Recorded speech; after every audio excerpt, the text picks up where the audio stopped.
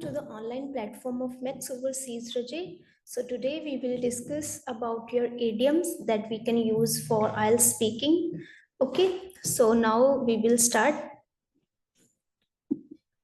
So अपना first idiom है जो रजे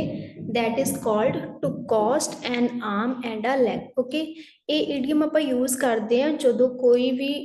चीज ओके बहुत ज्यादा एक्सपेंसिव हो be something very expensive okay you can use this idiom okay for a material thing like you can use it for a mobile phone और for any gadget okay जो भी expensive है for example ਆਪਾਂ ਇਸ ਇਡੀਅਮ ਨੂੰ use ਕੀਤਾ ਹੈ like this Samsung Galaxy phone cost me an arm and a leg okay ਤੁਸੀਂ ਇੱਥੇ ਕੋਈ ਵੀ ਚੀਜ਼ ਯੂਜ਼ ਕਰ ਸਕਦੇ ਹੋ ਫੋਨ ਕਹਿ ਸਕਦੇ ਹੋ ਲੈਪਟਾਪ ਕਹਿ ਸਕਦੇ ਹੋ ਓਕੇ ਕਿਸੇ ਟ੍ਰਿਪ ਦੀ ਗੱਲ ਕਰ ਸਕਦੇ ਹੋ ਓਕੇ ਕਿਸੇ ਸਟੱਡੀ ਕੋਰਸ ਦੀ ਗੱਲ ਕਰ ਸਕਦੇ ਹੋ ਸੋ ਤੁਸੀਂ ਕੋਈ ਵੀ ਚੀਜ਼ ਜੋ ਜ਼ਿਆਦਾ ਐਕਸਪੈਂਸਿਵ ਹੈ ਉੱਥੇ ਇਸ ਇਡੀਅਮ ਨੂੰ ਯੂਜ਼ ਕਰ ਸਕਦੇ ਹੋ okay our second idiom is a piece of a cake okay ਇਸ ਦਾ ਮਤਲਬ ਹੁੰਦਾ ਹੈ that is very easy okay ਜੋ ਚੀਜ਼ ਬਹੁਤ ਹੀ easy ਹੈ ਸੌਖੀ ਹੈ ਉਹਦੇ ਲਈ ਆਪਾਂ ਇਸ ਨੂੰ ਯੂਜ਼ ਕਰਦੇ ਆ we can use this idiom for a material okay और ਆਪਾਂ ਕਹਿ ਸਕਦੇ ਹਾਂ ਕਿ passing IELTS और you can use PT exam CA exam या फिर किसी भी एग्जाम का नाम ले सकते हो passing IELTS PT examination is a piece of cake for me okay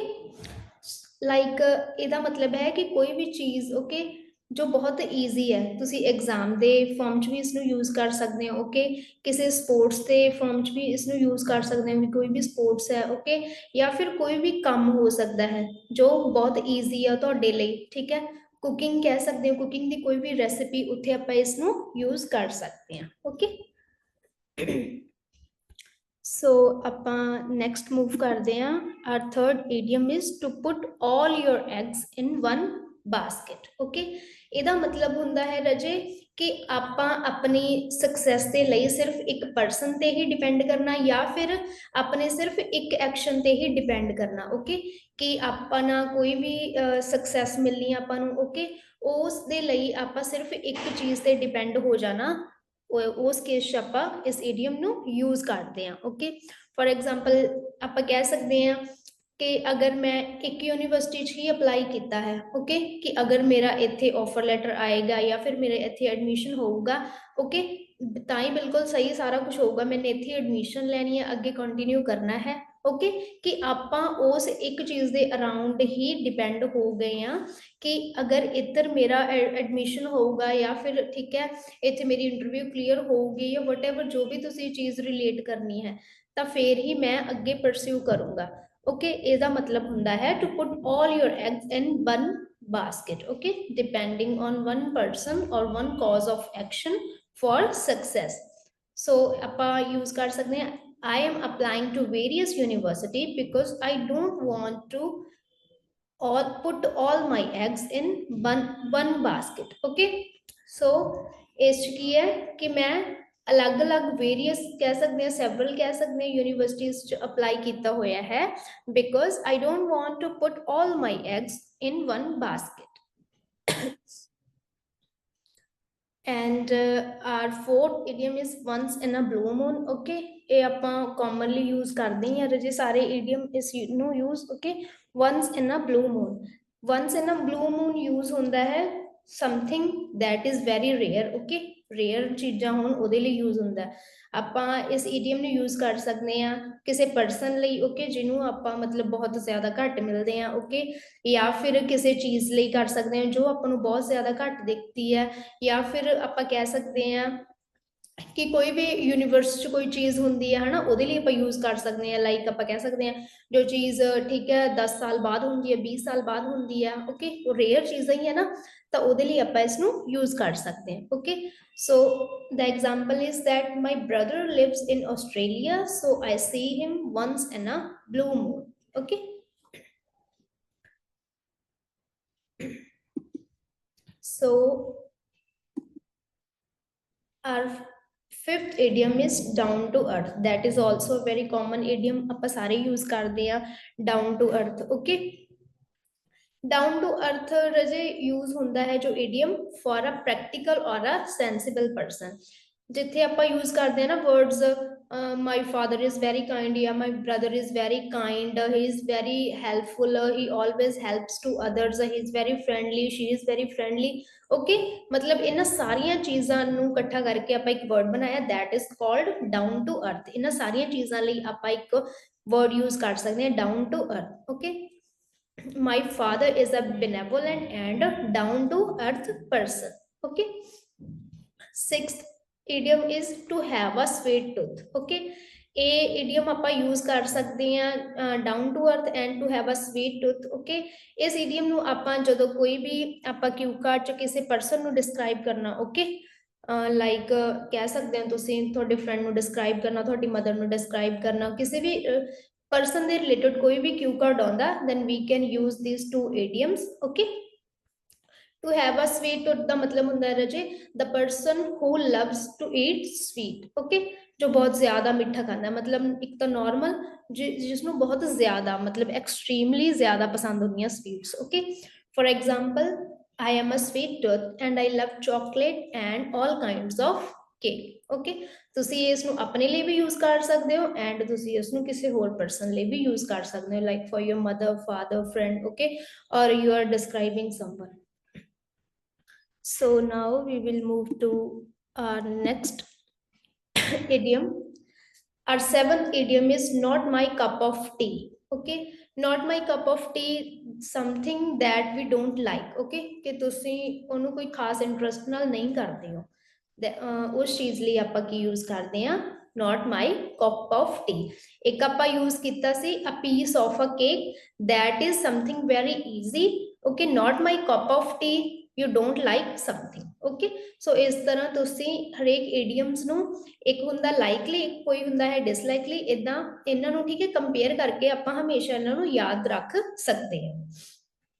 ਸੋ ਇਹਦਾ ਆਪਾਂ ਬਣਾ ਸਕਦੇ ਹਾਂ I enjoy doing yoga and exercise। however ਦਾ ਮਤਲਬ ਹੁੰਦਾ ਹੈ ਰਜੇ but। okay, you can use but or you can use however।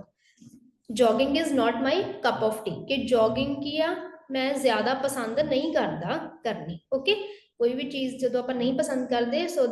at that time we can use the idiom that is called not my cup of tea। so our eighth idiom is to compare apple and oranges। Okay, ਇਹ ਤੋਂ ਪਤਾ ਚੱਲ ਰਿਹਾ ਹੈ ਇਡੀਅਮ ਤੋਂ ਹੀ ਕਿ ਆਪਾਂ ਇਹ ਇਡੀਅਮ ਯੂਜ਼ ਕਰਾਂਗੇ ਜਿੱਥੇ ਕਿਸੇ ਚੀਜ਼ ਦਾ ਕੰਪੈਰੀਜ਼ਨ ਕਰਨਾ ਹੋਵੇ। ਓਕੇ, ਇਸ ਇਡੀਅਮ ਦਾ ਮਤਲਬ ਹੈ ਆਪਾਂ ਕੰਪੇਅਰ ਕਰ ਰਹੇ ਹਾਂ ਉਹਨਾਂ ਚੀਜ਼ਾਂ ਨੂੰ ਜੋ ਕਿ ਕੰਪੇਅਰ ਹੋ ਹੀ ਨਹੀਂ ਸਕਦੀਆਂ। ਓਕੇ, ਅਲੱਗ-ਅਲੱਗ ਚੀਜ਼ਾਂ ਨੂੰ ਕੰਪੇਅਰ ਕਰਨਾ। ਫੋਰ ਐਗਜ਼ਾਮਪਲ ਇਡੀਅਮ ਤੇ ਪਤਾ ਚੱਲ ਰਿਹਾ ਹੈ ਐਪਲ ਐਂਡ ਔਰੇਂਜਸ। ਐਪਲ ਦੇ ਆਪਣੇ ਬੈਨੀਫਿਟਸ ਹੋ ਸਕਦੇ ਆ, ਠੀਕ ਹੈ, ਔਰੇਂਜਸ ਦੇ ਆਪਣੇ। ਇਹ ਅਲੱਗ-ਅਲੱਗ ਦੋ ਕੈਟਾਗਰੀਜ਼ ਦੀਆਂ ਚੀਜ਼ਾਂ, ਤਾਂ ਇਹਨਾਂ ਨੂੰ ਆਪਾਂ ਕੰਪੇਅਰ ਨਹੀਂ ਕਰ ਸਕਦੇ। That's why this is the idiom to compare apple and oranges। when we compare two different things, okay, then we can use these idioms। okay, for example आप कह सकते हैं अगर आप डॉक्टर एंड इंजीनियर ਨੂੰ कंपेयर करना होवे, doctor दे अपनी ड्यूटीज है, ठीक है, वो अपने काम करता है। इंजीनियर हो गया, ओके, इंजीनियर अपने काम करता है, सॉरी। ਤਾਂ ਫਿਰ ਆਪਾਂ ਇਹਨਾਂ ਦੋਨਾਂ ਦੀਆਂ ਕੁਆਲਿਟੀਆਂ ਨੂੰ ਕੰਪੇਅਰ ਨਹੀਂ ਕਰ ਸਕਦੇ ਬਿਕੋਜ਼ ਦੋਨਾਂ ਦਾ ਡਿਫਰੈਂਟ ਫੀਲਡ ਹੈ। ਸੋ ਇਹਦੀ ਆਪਣੇ ਕੋਲ ਐਗਜ਼ਾਮਪਲ ਕੀ ਹੈ I don't know which hobby I enjoy more, doing yoga or playing piano। it's like comparing apple and oranges। okay, because yoga is a different thing, yoga is an exercise। okay, and playing piano is also a different thing। so ਆਪਾਂ ਜਿੱਥੇ ਕਿਸੇ ਦੋ different persons ਨੂੰ different hobbies ਨੂੰ, okay, ਜਾਂ ਫਿਰ different ਕਿਸੇ ਕੰਮ ਨੂੰ ਕੰਪੇਅਰ ਕਰਨਾ ਹੋਵੇ then we can use this idiom to compare apple and oranges। it's like comparing apple and oranges because we can't compare yoga and playing piano। so now we will move to the next idiom। and ninth is bolt from the blue। okay, bolt from the blue रजे हर अपने almost 90% जो cue cards है उन्हें च use हो ही जाता। Okay, because अगर कोई भी क्यू कार्ड है, ओके, ਆਪਾਂ ਕਹਿੰਦੇ ਆਂਗੇ ਕਿ ਕਿਸੇ ਨੂੰ ਸਰਪ੍ਰਾਈਜ਼ ਦਿੱਤਾ, ਕੋਈ ਚੀਜ਼ ਤੁਸੀਂ ਫਸਟ ਟਾਈਮ ਕੀਤੀ ਹੈ ਜਾਂ ਫਿਰ ਤੁਸੀਂ ਕਿਤੇ ਵਿਜ਼ਿਟ ਕੀਤਾ, ਓਕੇ, ਸਾਰੀ ਜਗ੍ਹਾ ਤੇ ਆਪਣਾ ਕੀ ਹੈ bolt from the blue idiom use ਹੋ ਜਾਏਗਾ because bolt from the blue ਇਸ ਈਡੀਅਮ ਦਾ ਮਤਲਬ ਹੁੰਦਾ ਹੈ ਸਮਥਿੰਗ दैट इज शॉकिंग और सरप्राइजिंग। ओके, ਮੋਸਟਲੀ ਜੋ ਆਪਾਂ ਚੀਜ਼ ਪਹਿਲੀ ਵਾਰ ਦੇਖਦੇ ਆ ਓਕੇ ਅਨਬਿਲੀਵੇਬਲ ਚੀਜ਼ ਲਈ ਆਪਾਂ ਉੱਥੇ ਯੂਜ਼ ਇਹ ਕਰ ਸਕਦੇ ਹਾਂ when we visited steel factory we just bought from the blue ਆਪਾਂ ਇੱਥੇ ਯੂਜ਼ ਕਰ ਸਕਦੇ ਸੀ when we visited steel factory we were shock okay ਜਾਂ ਫਿਰ ਵੀ ਵਰ ਸਰਪ੍ਰਾਈਜ਼ਡ ਯੂਜ਼ ਕਰ ਸਕਦੇ ਸੀ ਨਾ ਤਾਂ that's why we are using bolt from the blue okay for something shocking or surprising as we had never saw such big machines in real. Our 10th and last idiom is to cut the long story short or to cap it all. Okay, ਉਹ ਦੋਨੇ idioms ਹੈ ਰਾਜੇ ਵੈਸੇ idioms ਇੱਕ ਹੋਰ ਹੁੰਦਾ ਹੈ in a nutshell to cut the long story short and to cap it all. ਇਹ ਤਿੰਨੋਂ ਈਡੀਅਮ ਹੈ ਆਪਣੇ ਜੋ ਕਿਊ ਕਾਰਡ ਦੇ ਐਂਡ ਤੇ ਓਕੇ ਫॉर द ਕਨਕਲੂਜਨ ਆਪਾਂ ਯੂਜ਼ ਕਰ ਸਕਦੇ ਹਾਂ ਸੋ ਆਪਾਂ ਇਹ ਹਰ ਇੱਕ ਜੋ ਕਿਊ ਕਾਰਡ ਹੈ ਆਪਣਾ ਉਹਦੇ ਚ ਯੂਜ਼ ਕਰ ਸਕਦੇ ਹਾਂ for example to cap it all or you can use to cut the long story short I can say global warming is becoming the major problem all over the world okay ਆਪਾਂ ਇੱਥੇ global warming ਤੇ use ਕਰਤਾ ਤੁਹਾਡਾ ਕੋਈ ਵੀ topic ਚੱਲ ਰਿਹਾ ਕਿਊ card the for example ਤੁਸੀਂ ਕਿਸੇ ਪਰਸਨ ਬਾਰੇ ਡਿਸਕ੍ਰਾਈਬ ਕਰ ਰਹੇ ਹੋ ਬਿਜ਼ਨਸ ਪਰਸਨ ਬਾਰੇ ਡਿਸਕ੍ਰਾਈਬ ਕਰ ਰਹੇ ਹੋ ਜਾਂ ਫਿਰ ਤੁਸੀਂ ਕਿਸੇ ਠੀਕ ਹੈ ਜਗ੍ਹਾ ਤੇ ਜਾਂ ਫਿਰ ਕੋਈ ਵੀ ਪਲੇਸ ਵਿਜ਼ਿਟ ਕੀਤੀ ਹੈ ਉਹਦੇ ਬਾਰੇ ਡਿਸਕ੍ਰਾਈਬ ਕਰ ਰਹੇ ਹੋ then you can use to cap it all या to cut the long story short I can say okay ਤੁਹਾਡੀ ਜੋ ਵੀ ਕਿਊ ਕਾਰਡ ਹੈ ਉਸ ਦੀ ਲਾਈਨ ਤੁਸੀਂ ਬੋਲ ਸਕਦੇ ਹੋ ਸੋ ਆਪਣੇ ਰਜੇ ਇਹ ਸਾਰੇ ਜੋ ਈਡੀਅਮਸ ਹੈ ਕੰਪਲੀਟ ਹੋ ਗਏ ਆ ਇਹ ਬਿਲਕੁਲ ਕਾਮਨ ਈਡੀਅਮਸ ਹੈ ਐਂਡ ਇਹ ਵਾਲੇ ਈਡੀਅਮਸ ਆਪਣੇ ਹਰ ਇੱਕ ਕਿਊ ਕਾਰਡ 'ਚ ਯੂਜ਼ ਹੁੰਦੇ ਆ ਓਕੇ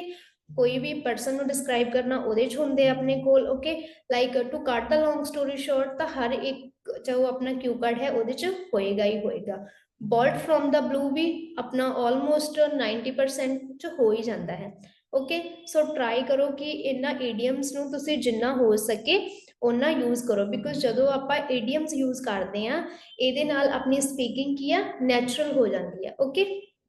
ਤਾਂ ਫਿਰ ਜਦੋਂ ਆਪਾਂ ਸਪੀਕਿੰਗ ਆਪਣੀ ਥੋੜੀ ਨੈਚੁਰਲ ਰੱਖਦੇ ਆ ਤਾਂ ਆਬਵੀਅਸਲੀ ਆਪਣਾ ਬੈਂਡ ਸਕੋਰ ਹੈ ਉਹ ਬੂਸਟ ਹੋ ਜਾਂਦਾ ਹੈ ਸੋ ਸਾਰਿਆਂ ਨੇ ਇਹ ਈਡੀਅਮਸ ਨੂੰ ਯੂਜ਼ ਕਰਨਾ ਹੈ ਓਕੇ